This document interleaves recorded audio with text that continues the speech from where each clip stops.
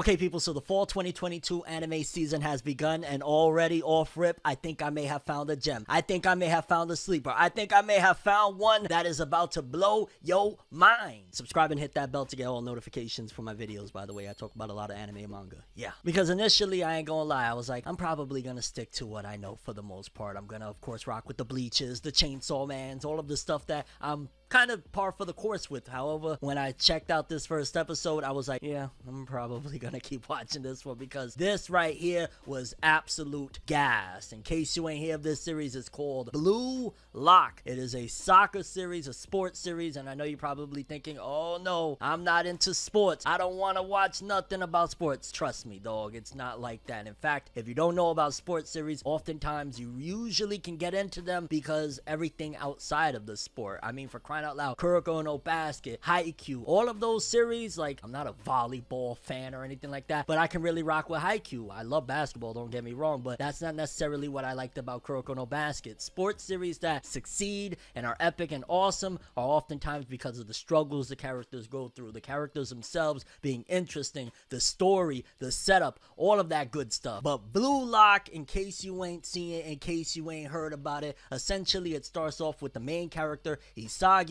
He's a part of essentially a high school soccer team, and ultimately they take a L off rip. So if you're like, yo, I don't like that whole scenario where the character is OP off rip, dog, his team takes a massive L, doesn't even get to the finals, and it gets a little bit more intricate than that, because, you know, with big shonen series, one of the thematic premise that they usually throw at you is effort, victory, friendship, teamwork, all of that good stuff. However, one of the big things that showcase what happens and why they take an L is because of Isagi. Essentially, him thinking with the mindset of, nah, dog, I need to pass the ball because the clock is ticking, his team is down, and as he's about to take the goal kick, ultimately, he decides, you know what, I gotta pass it. You know what I'm saying? I gotta be one for all for one. No Deku or All Might in this one. He basically was passing the ball over to another teammate, and the teammate missed the shot and allowed the team to get a 2-0 victory on them, which was devastating to say the least, because I ain't gonna lie, that kind of goes way against the grain of oftentimes they push the narrative that, yo, you need to work as a team, but this one demonstrated that sometimes working as a team, sometimes not being selfish will get you the L, and that's what leads him into the Blue Lock. Because shortly after taking that L while he's at home, the main character Isagi receives a letter telling him or inviting him to some sort of event for top athletes. And homie's like, what do you mean top athletes, dog? You didn't just see what happened to me out that battlefield right there? I call the soccer field a battlefield. Like, I'm really into this one. But upon arriving to this big event, he is surrounded by a bunch of really awesome athletes from different schools and whatnot, and they're introduced to essentially the Squid Games for soccer. Because the host tells them that basically they're trying to compile some of the best athletes possible to essentially attempt to get somebody that is a striker that could help them win the World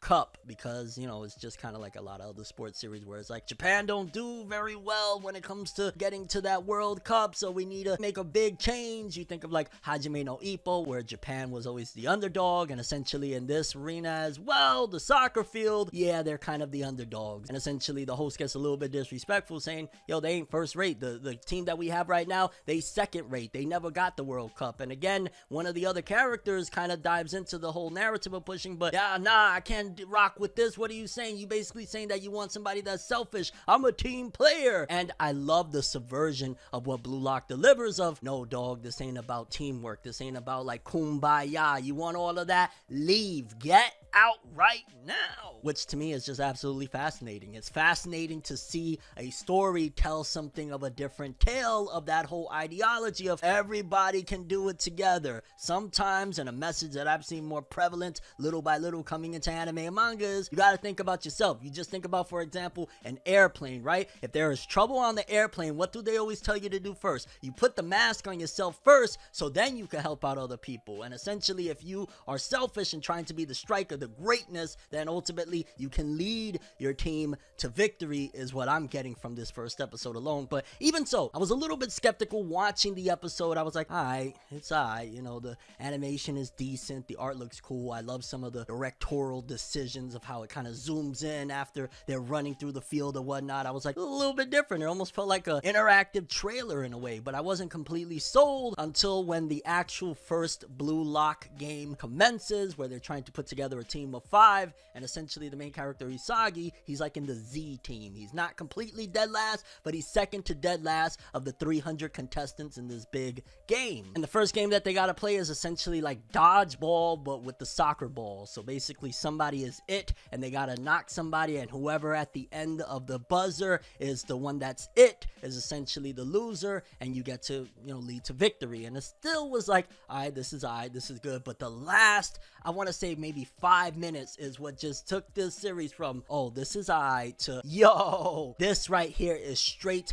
fuego, gas, flames, because it had me on the edge of my seat when the main character finally becomes it, because he's 299. Initially it was 300 that was it, and he's at first thinking, okay, so I just got to take out 300, he's weaker than me. But when that light bulb goes off in his head and he decides to make the switch of, wait a minute, I came to this thing to change my life, right? Essentially I was going down bad, we didn't make it in my previous soccer team, we took the major L, we was not going to get it done, my life was over. I came here to make a big change for myself, and what, I'm gonna go targeting weaker people than me? No, I'm gonna go for the strongest. And from that moment on, I was sold to Blue Lock, and continuing to watch this because I was just like, hells yeah. It's not, you know, switching off on the whole idea of teamwork isn't always the answer. Sometimes you gotta look out for self. That still stays incorporated, but it's even more so adding an extra element of, yo, if you want to be the best, you got to go after the best. You can't target the weaker ones. What's that going to do for you? You got to go hardcore against the strongest and toughest. And I felt like, man, it's like two different themes that are blending into a beautiful recipe of a series. The art and animation went from like decent to Ave Maria, this is straight up gas. And yeah, it was freaking incredible. I loved it. Seeing Isagi going up against some of these nut jobs, the character designs for some of these characters. I kind of, to be honest with you, the way they set it up, could easily see who was going to be important and who wasn't. Like the characters with the ridiculously exaggerated smiles and all of the characters that had the really intricate designs, I was like, okay, they're going to be important, and then everybody else is going to be filler. In fact, the character that got eliminated, I was kind of calling it once the game came up, it'll probably be him because he has the most simplistic design. And again, his whole idea is very in opposition to what Blue Lock is setting up, because he was even arguing with the announcer of, no, you know, we need teamwork. How could you disrespect it? And the whole point of this Blue Lock and the striker is screw teamwork. You got to think about self. You got to go hard. You got to go in. You got to be one. And I like that. I like that it's a breakaway, a breath of fresh air from that whole kumbaya theme of, don't get me wrong, working with people can get things done a lot quicker, but oftentimes there's certain roles that certain people got to play, essentially like the leader, so to speak, that isn't going to be able to incorporate teamwork and a mindset like that. And at the same time, the main character Isagi, already episode 1 went up in my book when he was like, what am I doing targeting the weakest? Like, I gotta get better for myself. If I want to become the best, I gotta go in and I gotta go after the stronger people. And Blue Lock episode 1 easily is showcasing that all of the hype that the manga has been receiving leading up to the adaptation incoming was just, at the very least, based off episode 1. I don't know where things go from here, but essentially it looks like Blue Lock is going to be the next big sports series now that, you know, Haikyuu is over, Kuroko is in the past. Like, it looks like Blue Lock's time is now. This is the next big thing. This is the next sports series to take over in the anime and manga realm, because it was freaking flames. Again, art and animation looking purty, the story being a mix of like a Squid Game with soccer, changing the ideals of, hey everybody, we can be a team. Like, yes, of course there's teams, that's what sports is about, but there's some players that have to be that guy. LeBron James, while yes, he has to be a team player, he still got to be LeBron James. Michael Jordan, he had to play with the Bulls, but he had to be Jordan. And Isagi is like, yo, whatever team I'm on getting into the World Cup, up. All of that is yay, but I'm gonna be a striker and I gotta think for self, and I loved it. It was so different. And yeah, I'm gonna be watching Blue Lock. Let me know what you guys think though. If you haven't seen Blue Lock, did I sell you on watching this first episode? What do you think about based off the designs, the characters, the art and animation? And if you have seen Blue Lock, do you feel like episode 1 did it justice? Because I ain't gonna lie, it was freaking hype. So all I have for this one, I'm ForneverWorld, and as always people, have an awesome day. Peace in.